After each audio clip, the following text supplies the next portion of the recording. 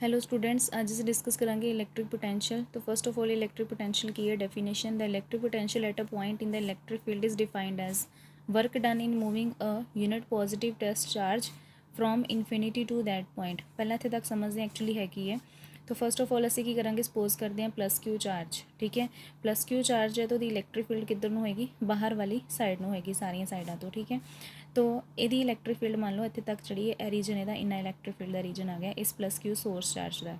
हुण असी की करना है, बाहर एक होर चार्ज सपोज करते हैं, मान लो वो यूनिट पॉजिटिव टेस्ट चार्ज है और असी कित्थे रखा होया, इनफिनिटी के उत्ते रखा होया। ठीक है, तो दूर है किते इस सोर्स चार्ज तो। हुण असी ये टेस्ट चार्ज नूं की करना है, इत्थे नेड़े नेड़े दे लैके आना है। सो पहले असी अगर इस पॉइंट ते लैके आवांगे तो यह सोर्स चार्ज जोड़ा इन्हू कोई इफेक्ट नहीं करेगा। बट जिदा ही असी इस पॉइंट के उत्ते पहुँचांगे तो की करेगा, आ प्लस क्यू चार्ज है और रिपैल होएगा बाय दिस चार्ज, क्योंकि दोनों के उत्ते की है प्लस पॉजिटिव चार्ज है, रिपल्सिव फोर्स होएगा। सो और यदि फील्ड विच आ चुका है तो ये की करेगा, अपनी रीजन विच नहीं आन देगा, इस प्लस क्यू चार्ज नूं की करेगा, परे वाल नूं धकेलेगा। ठीक है, हुण की करना है, इस प्लस क्यू चार्ज नूं मतलब इस रिपल्सिव फोर्स के अगेंस्ट काम करना पेगा। मतलब ये जोड़ा इलैक्ट्रोस्टैटिक फोर्स लग रहा है ना, जोड़ा ए पॉजिटिव चार्ज और प्लस क्यू के विचकार एक रिपल्सिव फोर्स लग रहा है, उन्होंने बड़ा केड़ा फोर्स बोलते हैं, इलैक्ट्रोस्टैटिक फोर्स। मतलब इस चार्ज नूं की करना पेगा, उस फोर्स के अगेंस्ट काम करना पेगा। मतलब यह चार्ज पॉजिटिव चार्ज ये नेड़े आया, इन्हें इधर नूं धकेलिया, बट ये की करता पे फोर्स लगा रहा है जोड़ा इनू वापस अपनी पोजीशन पर आ रहा है। ठीक है, तो ये अगेंस्ट की लग रहा है कि फोर्स लग रहा है। सो इस पोजीशन के उत्ते स्टेबल होने के लिए, सो इस फोर्स में असीं की बोलांगे वर्क डन। तो इतों डेफिनेशन तो तुहानूं क्लीयर होना चाहिए।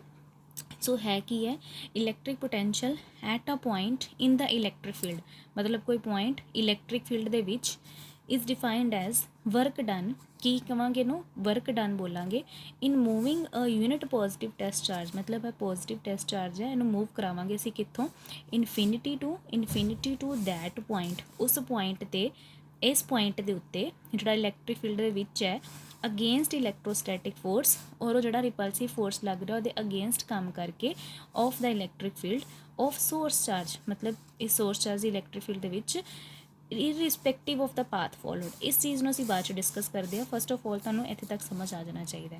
ये तो होगी प्लस चार्ज की स्टोरी। ठीक है, अगर असीं माइनस चार्ज लैने, मान लो कुछ बच्चों के माइंड च क्वेश्चन आएगा कि असीं माइनस चार्ज लईए तो फिर की होएगा।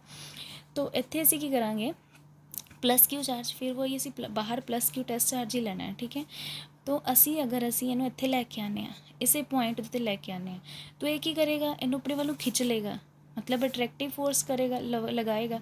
बट असी की करना है, इस टेस्ट चार्ज नू इसे पॉइंट के उत्ते स्टेबल कराना है। मान लो ए पॉइंट है, असी इसे पॉइंट के उत्ते स्टेबल कराना है। तो इसे पॉइंट के स्टेबल कराने के लिए फिर सानू एक फोर्स जिहड़ी लगानी पेगी, वो किहड़ी होएगी, मतलब इत्थे रहन दे लई इनू एक फोर्स लगाना पएगा, है ना। क्योंकि अगर असी ये जोड़ा चार्ज है टेस्ट चार्ज अगर फोर्स नहीं लगाएगा तो ये माइनस क्यू की करेगा, इन्हों अपने वालों अट्रैक्ट करके अपने विच ही मर्ज कर लेगा। ठीक है, सो सानू फोर्सफुली इत्थे रहना पएगा। सो जोड़ा फोर्सफुली सानू रहना पै रहा, इट मीन सानू तो काम करना पेगा।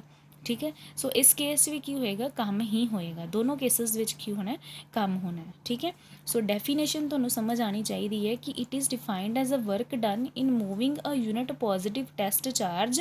यूनिट लिया मतलब +1 लै लो इनू, टेस्ट चार्ज क्यू नोट है, कित्थे रखा होया, इनफिनिटी ते, from infinity to that point, उस पॉइंट, और वो कित्थे जोड़ा पॉइंट वो कित्थे है, इलैक्ट्रिक फील्ड विच पिया होया सोर्स चार्ज दी। ठीक है, और किधर काम कर रहे हैं, अगेंस्ट द इलैक्ट्रोस्टैटिक फोर्स के अगेंस्ट। ठीक है, इस केस भी इलैक्ट्रोस्टैटिक फोर्स के अगेंस्ट काम कर रहे हैं, इस केस भी of the electric field of source charge irrespective of the path followed का की मतलब है।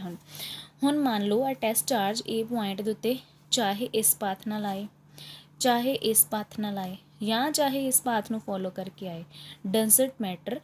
हर एक केस विच की होएगा, काम इक्वल ही लगेगा। ठीक है, सो पाथ ते डिपेंड नहीं करता। सो डिपेंड किद्दां करदा पिया सी क्यू नोट टू ए जोड़ा है वो वर्क डन जोड़ा वो कितना लगेगा। तीनों केसेस वर्क डन सेम ही लगना, पाथ डिपेंड नहीं करना। ठीक है, सो वर्क डन नूं असीं W नाल डिनोट किया होया, इलैक्ट्रिक पोटेंशियल नूं असीं V नाल डिनोट कर लैंदे, और वो काहदे इक्वल हैगा, W/Q note. This is a work done in bringing a unit positive test charge. ये वाला फॉर्मूला जोड़ा तुसीं याद रखना है। ठीक है। इट्स अ स्केलर क्वांटिटी, ये गल याद रखनी है, डायरैक्शन वगैरह दी नहीं हैगी है, स्केलर क्वांटिटी है। SI यूनिट्स ये की आएंगे, वर्क के यूनिट की होंगे ने सानू पता है जाउल ने, और चार्ज के यूनिट की ने कूलम है, और SI यूनिट की आ गए ये जाउल पर कूलम, ठीक है। ऑलसो ये अनदर SI यूनिट्स होंगे ने, वो की होंगे ने वोल्ट, ठीक है। सो ये हो गया सारा इलैक्ट्रिक पोटैंशियल।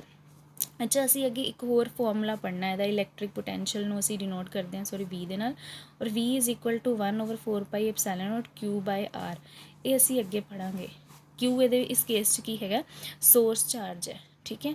सो Q ये की है, सोर्स चार्ज है। दो फॉर्मूले साडे कोल इलैक्ट्रिक पोटैंशियल दे ने, पहला असी डिस्कस कर लिया एक्चुअली है कि